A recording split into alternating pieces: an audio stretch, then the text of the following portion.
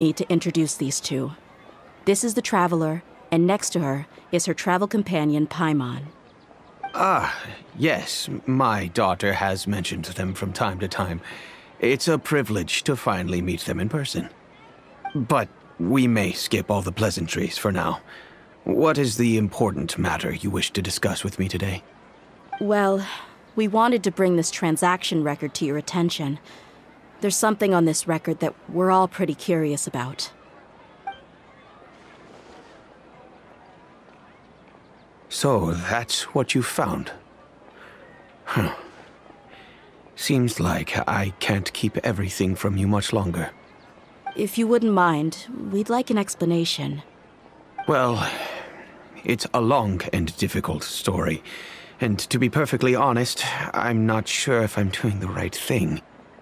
What I do know, though, dear, is that the truth will bring you no solace. If anything, it will likely cause you a great amount of anguish.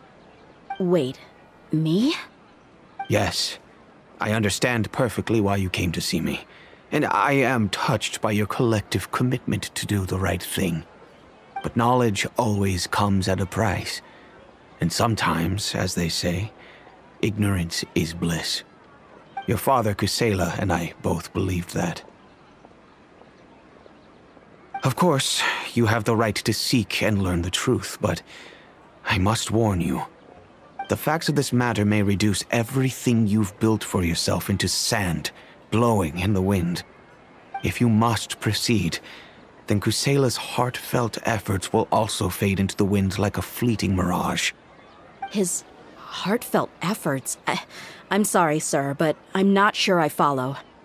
I've made it this far in life without a single drop of my father's support. I have my own ideals and ways of looking at the world, as well as people and causes that I've chosen to cherish and fight for. None of these things have anything to do with him. I came here today to support you as the head of the Homiyani family. No warning will change my stance on that. I understand.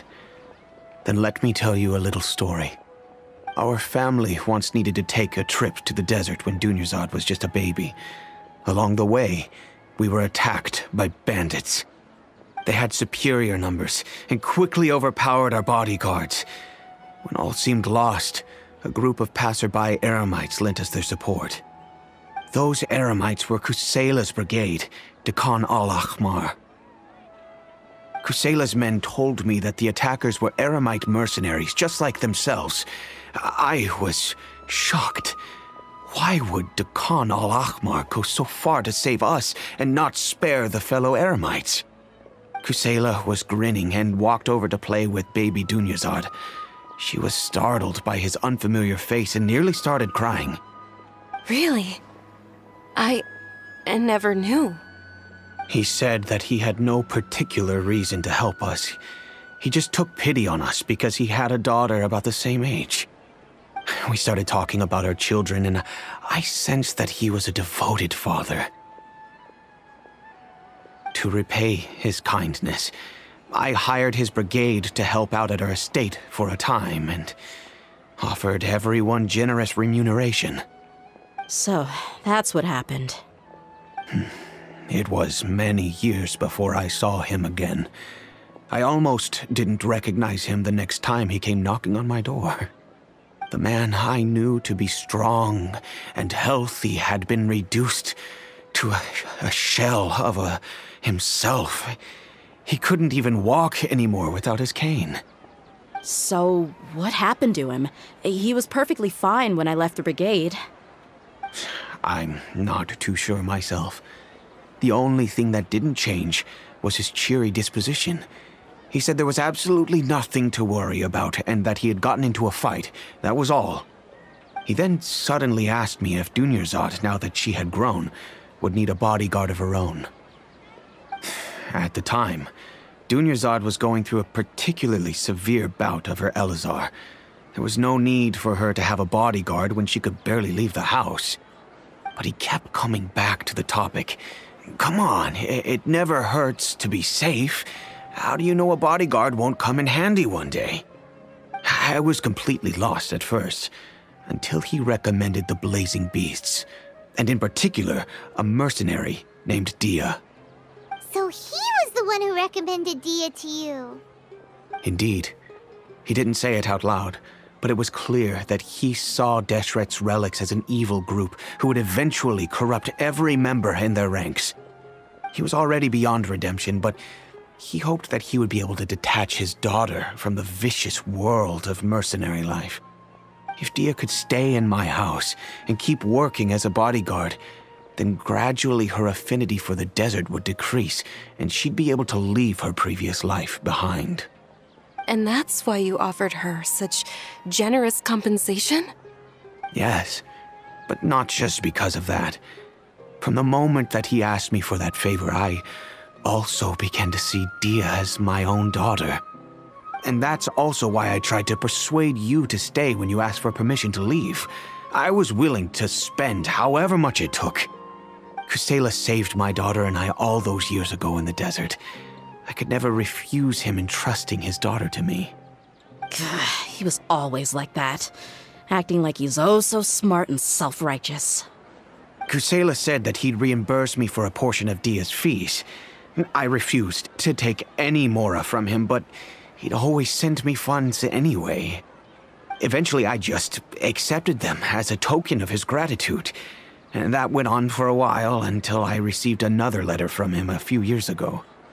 The letter contained a request to help him buy food, weapons, medicine, and even explosive materials. Wait! Isn't that around the time that Dakan al-Ahmar started becoming more aggressive? That's right. When I started to hear some nasty rumors, I became wary. I wanted to meet him face to face to discuss things. But by then, he was no longer receptive to my requests to talk. If I had to guess, it's probably because he doesn't want to put Dia at risk. That thought occurred to me as well. I figured that he probably came to me for help because he had nobody else to turn to. After some deliberation, I decided to send him some food and medicine. I turned down all his requests for explosives and weaponry. I am aware that even such a reduced gesture of support could lead to others coming to harm, but I could not simply reject his plea for help. In the end, it probably was the wrong decision. I plugged my ears to the rumors and just chose a solution that made me feel least guilty about myself. If you can, please tell me where he is now. None of the things he's doing right now make any sense if he's just trying to keep me from getting tangled up in his world. If all he wants to do is steer clear of me, then maybe he shouldn't have brought me into this world in the first place. Oh no. Dia, please don't feel that way. I'm just angry because I can't wrap my head around any of his actions. Another way? I don't know. I knew him, and he was nothing more than a childish brute. I can't understand what's going through his head. But I guess you do have a point. We haven't uncovered the whole truth yet. We still need to figure out his exact actions and reasoning for these last few years. I'll do my best to help. Of course, anything between the two of you would need to be resolved between you and him alone. I don't know Kusela's exact whereabouts. Outside of supplying his brigade with some goods, I tried my best to avoid getting involved any further with him. However, there's a man on the list named Jawed. He used to be a mercenary in the desert and is now a member of the Corps of 30. He's responsible for supplying weapons and liaising with the Dakan al-Ahmar's merchant caravan. I think he should know Kusela's whereabouts. I've heard that he likes to have a few drinks alone and enjoy the cool wind at night outside the tavern. Maybe you'll be able to find him there. Understood. Thank you, sir. Then I guess this is bye for now, unless... I'll stay and be with my father here. To be honest, I'm still a little dazed and haven't finished processing everything quite yet. My father has indeed done something wrong, but if I think about it, I'm also not sure if there was a right way to handle this problem. I feel like Our only course of action is to turn everything we know over to the Core of 30 and let them render judgment. Yes. I am prepared to accept whatever verdict they choose. It's time to face my mistakes.